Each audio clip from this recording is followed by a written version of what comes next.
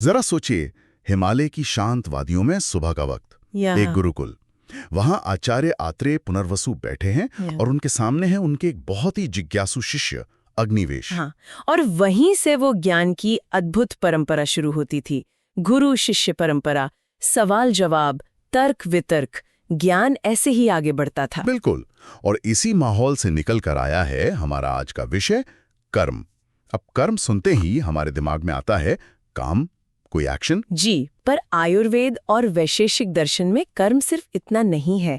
ये तो सृष्टि के उन 6 मूल तत्वों में गिना गया है, हाँ, जो हर बदलाव, हर हरकत के पीछे है। अच्छा, मतलब ये सिर्फ करना नहीं, बल्कि किसी चीज के होने या बदलने का कारण है। हाँ, बिल्कुल। तो आज हम आचार्य आत्रेय और अग्निवेश के बीच हुए संवाद के कुछ हिस्सों के आधार पर ये समझने की कोशिश करेंगे कि आखिर ये कर्म है क्या, इसका हमारी सेहत, बीमारी से क्या रिश्ता है। और क्या आज का विज्ञान भी इसे किसी तरह देखता है? मतलब ये सदियों पुराना विचार आज भी रेलेवेंट है। हमारी कोशिश रहेगी कि इस काफी गहरे विषय को आसान शब्दों में समझें। तो चलिए फिर शुरू करते हैं ये गहन चर्चा और देखते हैं कि ये कर्म का सिद्धांत हमारे शरीर, हमारे स्वास्थ्य और शायद इस पूरे ब्रह्मांड को समझने के लिए इतना जरूरी क्यों है। तो कहानी शुरू होती है अग्निवेश के एक सवाल से। वो पहले 5 पदार्थ द्रव्य, गुण, सामान्य, विशेष, समवाय समझ चुके थे। हाँ, और अब उनकी जिज्ञासा थी छठे पदार्थ यानी कर्म को लेकर। आचार्य आत्रेय ने बताया कि कर्म भी ज्ञान का एक जरूरी हिस्सा है और सृष्टि में हर बदलाव का मूल कारण भी। लेकिन ये कर्म है क्या चीज? मतलब दार्शनिक लेवल पर इसकी परिभाषा क्या है? देखिए, वैशेषिक दर्शन इसे बहुत साफ तरीके से बताता है। एक सूत्र है, एकद्रव्यम अगुणम संयोग विभागेषु अनपेक्ष कारणम इति कर्म लक्षणम। ओ, ये तो संस्कृत में है। इसका मतलब क्या हुआ? इसका सार ये है कि कर्म वो है जो पहला किसी एक ही चीज यानी द्रव्य से जुड़ा हो, दूसरा उसका अपना कोई गुण न हो, मतलब कर्म का कोई रंग, रूप, स्वाद नहीं होता। अच्छा। और तीसरा, सबसे जरूरी, वो चीजों के मिलने, संयोग या अलग होने, विभाग का स्वतंत्र कारण है।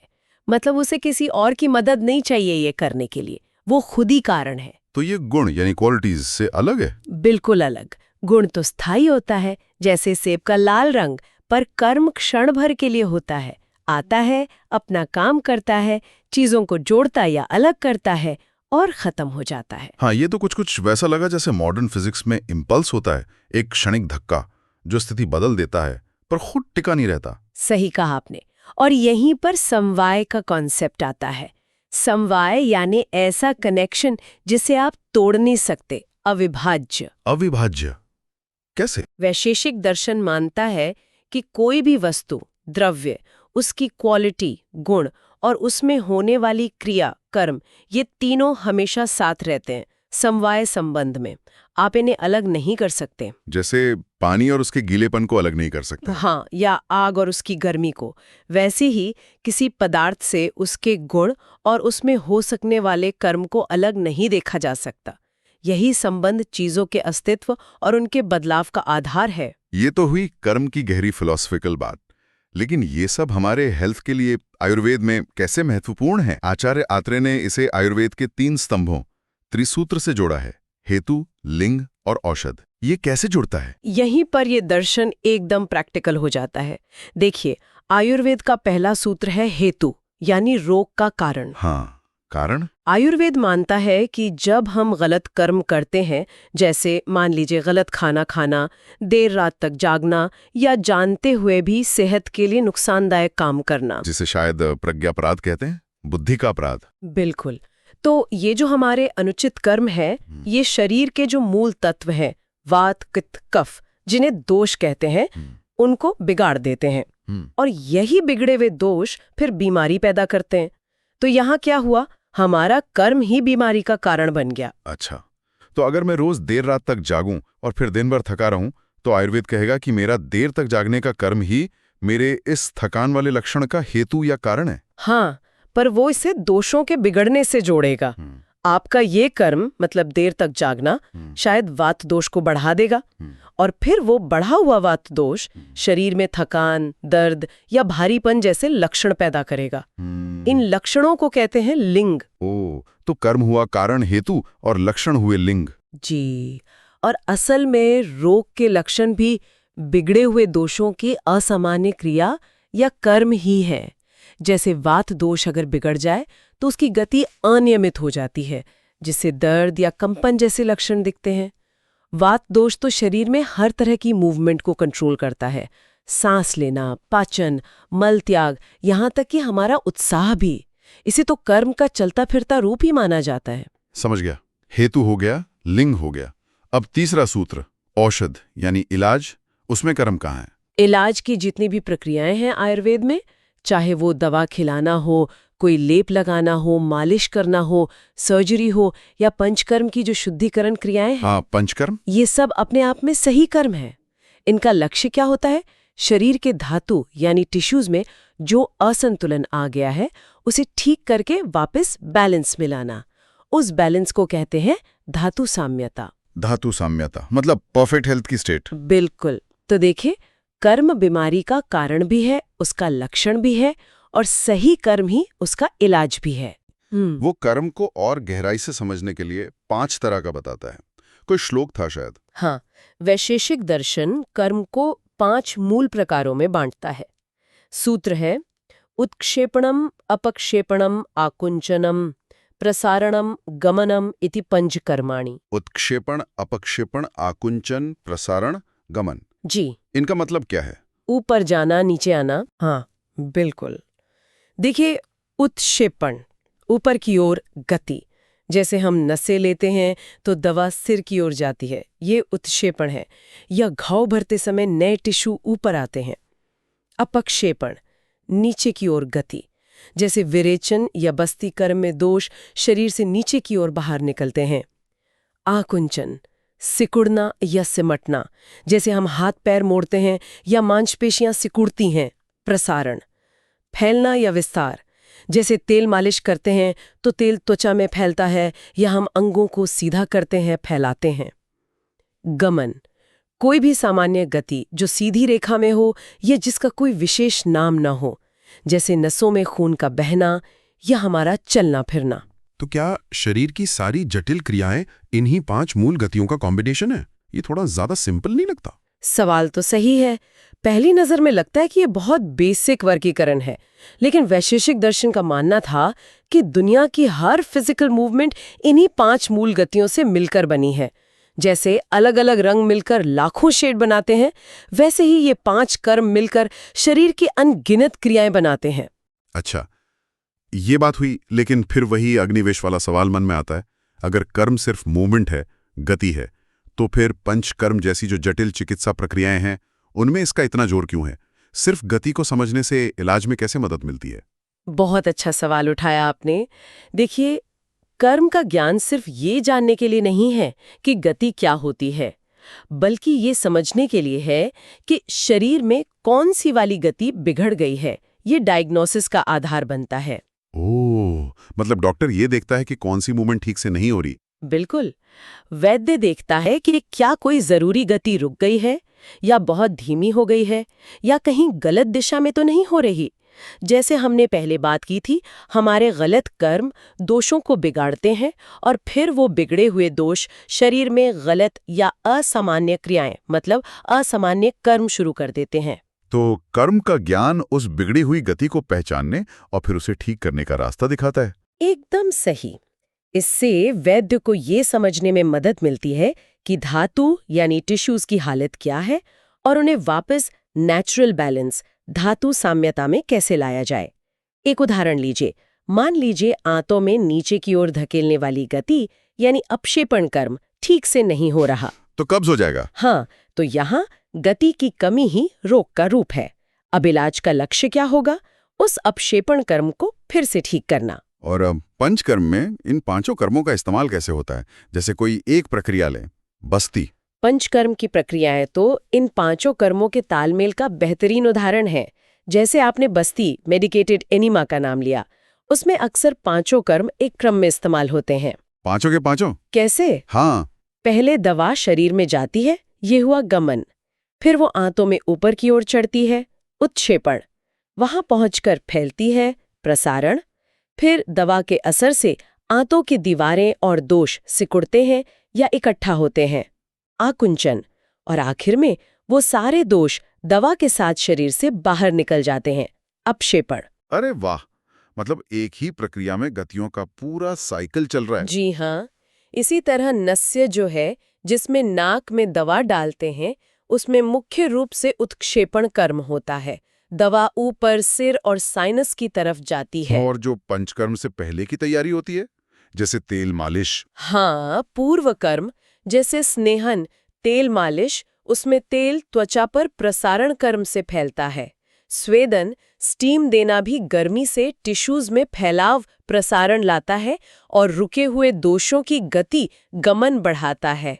व्यायाम में मांसपेशियों का सिकुड़ना, आकुंचन और फैलना, प्रसारण दोनों ही कर्म होते हैं। इसका मतलब तो ये हुआ कि इलाज की सफलता सिर्फ इस पर निर्भर नहीं करती कि दवा कितनी अच्छी है, बल्कि इस पर भी निर्भर करती है कि वैद्य कितनी कुशलता से शरीर में सही कर्म यानी सही मूवमेंट पैदा कर पाता है। आपने बिल्कुल सही समझा। दवा, द्रव्य, उसके गुण और उससे पैदा होने वाली क्रिया, कर्म, इन तीनों का वो जो अविभाज्य संबंध है ना, समवाय, वही सफल चिकित्सा का आधार है। वैद्य इन कर्मों की समझ से ही तय करता है कि कौन सी दवा या कौन सी प्रक्रिया किस तरह की गति पैदा करके बिगड़े दोषों को उनकी जगह से हटाएगी और शरीर को वापस संतुलन में लाएगी। क्या ये सर्जरी पे भी लागू होता है? हाँ बिल्कुल, शल्य क्रिया में भी यही सिद्धांत है। चीरा लगाना, भेदन, एक तरह का गमन कर्म है। किसी हिस्से को काटकर हटाना, छेदन, और बाकी टिश्यूज को स्थिर करना अपक्षेपण से जुड़ा हो सकता है। घाव का भरना, व्रणरोपण, तो उत्क्षेपण का साफ उदाहरण है। नए टिश्यू ऊपर आ रहे हैं। ये वाकई बहुत दिलचस्प है। मतलब ये सिद्धांत सिर्फ बाहर दिखने वाली हरकतों पर नहीं, बल्कि शरीर के अंदर बहुत सूक्ष्म स्तर पर होने वाली क्रियाओं पर भी लागू होता है। अब यहाँ एक बड़ा सवाल उठता है, जैसा शायद अग्निवेश ने भी सोचा होगा, कि क्या गति और बदलाव का ये जो प्राचीन भारतीय विज्ञान है, ये दुनिया के दूसरे हिस्सों में जो मॉडर्न साइंटिफिक विचार विकसित हुए हैं, उनसे किसी तरह से जुड़ता है? क्या कोई समानता है? और इसका जवाब आपको शायद हैरान कर दे, पर हाँ है। आचार्य आत्रेय कभी यही मानना था कि सच कहीं एक जगह बंधा नहीं रहता। कर्म की ये जो अवधारणा है, ये आधुनिक भौतिकी के कुछ मूल सिद्धांतों से काफी मिलती-जुलती है। सच में? कैसे? जैसे वैशेषिक दर्शन कर्म को क्या कहता है? एक द्रव्य पर आश्रित, गुण रहित, संयोग विभाग का स्वतंत्र कारण। ये परिभाषा न्यूटन के गति नियमों से सदियों पहले आई, लेकिन ये मॉडर्न डायनामिक्स के विचार से कितनी मिलती है, जहां बल, फोर्स किसी द्रव्यमान, मास पर काम करके गति, मोशन पैदा करता है। फर्क बस इतना है कि यहाँ कर्म को ही एक फंडामेंटल चीज, पदार्थ माना गया है। कमाल है। मतलब बिना किसी लैब के सिर्फ लॉजिक और ऑब्जर्वेशन से गति के ऐसे नियम समझ लेना। और वो जो बात है कर्मफल सिद्धांत की, कि हर क्रिया का फल जरूर मिलता है, कर्मणि कारणम मेत्य फलम अवश्यमेव च, इसका विज्ञान से क्या लेना देना? ये सिद्धांत भी विज्ञान से सीधे जुड़ता है। ये न्यूटन का तीसरा नियम है ना, हर क्रिया की बराबर और विपरीत प्रतिक्रिया होती है। ये उसके बहुत करीब है। ये बताता है कि इस यूनिवर्स में कारण और कार्य, एक्शन और रिएक्शन एक अटूट चेन में बंधे हैं। हमारे ऋषियों ने इसे सिर्फ फिजिकल लेवल पर नहीं देखा, बल्कि नैतिक और कार्मिक स्तर पर भी देखा। अच्छा, ये तो हुई फिजिक्स की बात। शरीर के लेवल पर देखें तो आपने वात दोष के कर्म की बात की थी जी। क्या उसकी और मॉडर्न बायोलॉजी की समझ में कोई तालमेल है? हाँ बिल्कुल है। आयुर्वेद कहता है कि शरीर में वात दोष ही हर तरह की गति, नर्व इम्पल्स का चलना, सांस, खून का बहना, मलमूत्र का निकलना, यहाँ तक कि हमारे उत्साह और मानसिक क्रियाओं, कर्मों को भी नियंत्रित करता है। और मॉडर्न साइंस? मॉडर्न बायोमैकेनिक्स क्या पढ़ती है कि कैसे मांसपेशियां, हड्डियां, जोड़ और हमारा नर्वस सिस्टम मिलकर शरीर में मूवमेंट पैदा करते हैं। आयुर्वेद जिसे प्राणवायु या व्यान वायु का कर्म कह रहा है, बायोमैकेनिक्स उसे न्यूरोमस्कुलर कोऑर्डिनेशन के रूप में समझ रही है। लक्ष्य वही है, शरीर की गति को समझना। और वो जो आपने शुरू में समवाय की बात की थी, द्रव्य, गुण, कर्म का अविभाज्य संबंध, जी क्या मॉडर्न साइंस में उसका कोई रिफ्लेक्शन दिखता है? हाँ, इसे हम मॉलिक्यूलर लेवल पे देख सकते हैं। जैसे एटम मिलकर मॉलिक्यूल बनाते हैं और उनके बीच केमिकल बॉन्ड होते हैं जो उन्हें एक खास तरीके से जोड़े रखते हैं, वैसे ही द्रव्य, गुण और कर्म का ये समवाय संबंध है जो किसी पदार्थ की संरचना और उसके व्यवहार को तय करता है। हमारे शरीर की कोशिकाएं, ऊतक, अंग कैसे बनते हैं और कैसे काम करते हैं, ये भी इसी तरह के गहरे अंदरूनी संबंधों पर टिका है। कुछ लोग तो चेतना और आत्मा को भी न्यूरोसाइंस से जोड़ने की बात करते हैं आजकल। हाँ, कुछ विचारक चेतना और आत्मा जैसी गहरी अवधारणाओं को आधुनिक तंत्रिका विज्ञान से जोड़ने की कोशिश कर रहे हैं, क्योंकि न्यूरोसाइंस भी तो यही समझने की कोशिश कर रहा है कि चेतना का जैविक आधार क्या है। ये सब दिखाता है कि सवाल वही पुराने हैं, बस जवाब खोजने के तरीके बदल गए हैं। तो कुल मिलाकर देखें तो ये जो कर्म का प्राचीन सिद्धांत है, ये सिर्फ कोई पूजा पाठ या फिलॉसफी की बात नहीं थी। ये तो एक पूरा इंटीग्रेटेड सिस्टम था जिसमें फिजिक्स, बायोलॉजी, मेडिसिन और यहाँ तक कि जीने का तरीका सब शामिल था। तो इस सारी चर्चा का निचोड़ क्या माने हम? निचोड़ यही है कि कर्म सिर्फ कोई बाहरी एक्शन या गतिविधि नहीं है। ये एक बहुत गहरा फंडामेंटल प्रिंसिपल है। ये सृष्टि में होने वाले हर बदलाव को, हमारी सेहत और बीमारी को और यहाँ तक कि इलाज की प्रक्रिया को समझने की एक चाबी है। और जैसा हमने देखा, इसकी गूंज हजारों साल बाद आज के आधुनिक विज्ञान में भी सुनाई देती है। और आचार्य आत्रेय का संदेश क्या था अंत में? उनका संदेश भी यही था कि कर्म सिर्फ शरीर से नहीं होते। हमारे विचार, हमारी भावनाएं, हमारे इरादे, ये सब भी सूक्ष्म कर्म है और ये हमारे आज और आने वाले कल दोनों को बनाते हैं। यानी सिर्फ जो हम करते हैं वही नहीं, बल्कि जो हम सोचते हैं, जो महसूस करते हैं, उसका भी एक नतीजा होता है। निश्चित रूप से कर्म विज्ञान का असली सार शायद यही है कि हम अपनी हर क्रिया, चाहे वो शरीर से हो, अपनी जुबान से हो या अपने मन से हो, पूरी जागरूकता, समझदारी और हो सके तो एक शुद्ध नियत से करें, क्योंकि हर कर्म अपना एक निशान छोड़ जाता है। और फिर इससे भी एक कदम आगे की बात थी शायद, निष्काम कर्म, मतलब फल की इच्छा किए बिना कर्म करना। हाँ, और ये हमें इस चर्चा के फिजिकल और मेडिकल दायरे से उठाकर एक और गहरे दार्शनिक स्तर पर ले जाता है।